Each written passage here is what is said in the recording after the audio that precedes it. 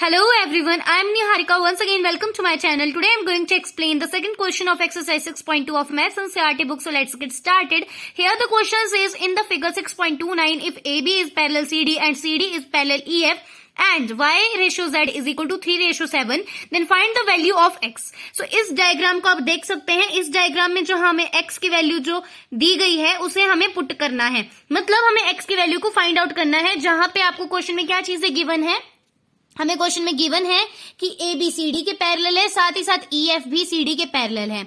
अब आप देख सकते हो ये दोनों लाइंस जो है सी डी के पैरेलल है, मतलब सेम चीज के पैरेलल है ना, तो इसका मतलब ये दोनों भी एक दूसरे के पैरेलल हो जाएगी. राइट. साथ साथ हमें y रेशो 7 मतलब y रेशो z की वैल्यू हमें रेशो में गिवन है, रियल वैल्यूज नहीं गिवन है, तो हमें उनकी वैल्यूज को एज्यूम करना पड़ेगा. ठीक है, सो लेट्स गेट स्टार्टेड. सो यहां हमें क्वेश्चन में गिवन था कि ए बी जो है सी डी के पैरेलल है, सेम एज ई एफ जो लाइन है वो भी सी डी के पैरेलल है. अगर कोई दो चीजें बिल्कुल सेम चीज के पैरेलल रहती हैं तो वो दोनों एक दूसरे के पैरेलल भी हो जाएगी. तो इसे हम लिख सकते हैं as A B is parallel C D and E F is also parallel C D. So A B is also parallel E F. Reason वही हो जाएगा, since the both lines are parallel to the same line, since because of this they are also parallel to each other. Right. So reason यही बन जाता है. आप reason लिख सकते हो ब्रैकेट में. अब इसके बाद आप क्वेश्चन में देख सकते हो कि हमें y और z की वैल्यू रेशो में गिवन थी, तो उसे भी लिख लेंगे y ratio z is equal to 3:7. इनकी रियल वैल्यूज नहीं गिवन है. अब रेशो को हटाना है तो उसके लिए उनकी एक वैल्यू को हमें लेट करना पड़ता है या फिर एज्यूम करना पड़ता है. तो उसे हम एज्यूम कर लेते हैं, let the values of y and z to be a. अब हमने a एज्यूम कर दिया तो मतलब रेशो हट जाएगा. y की वैल्यू हो जाएगी 3a एंड z की वैल्यू हो जाएगी 7a. राइट. क्योंकि y के आगे 3 था, z के आगे 7 था. राइट. सो अब इनकी वैल्यूज हो गई.